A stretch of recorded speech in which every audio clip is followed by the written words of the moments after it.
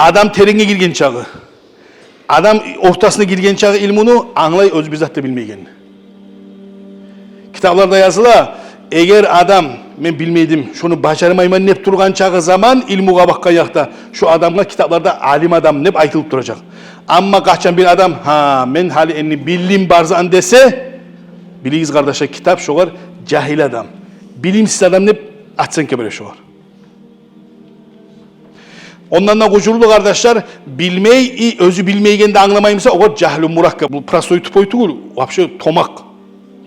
Şu için kardeşler, özü bilmeyi, özü bilmeyken de anlamayı. Bek kuşu zato. Şolay olan zamanda bizim zamanla değil, 40 yıl Allah'a zanayta. Bizim zamanla ilmini hakkından söyleyenler bek sak söyleyeydi. Alimler teren girgen, ilmu içine girgenler hadis söyleyen zamanda sak söyleyeydi. Astarak söyleyeydi. Manası bolmada bola da, kimi de bulay anlaşılır kalmalıdır. Nege anlaşılgan ne bakmay, şondan da sak söyleyeydi. Bu işe ait Abdurrauf.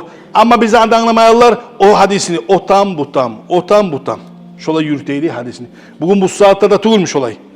Bileyle arasanız kitap karamatar onun manasına de mana verme korka.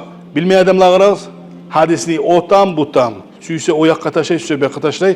Tangala arasan o hadisinde başka bir daha bize alet koymadı bula. Çoğu için kardeşler hadiste baytan ilmu begulu ilmu.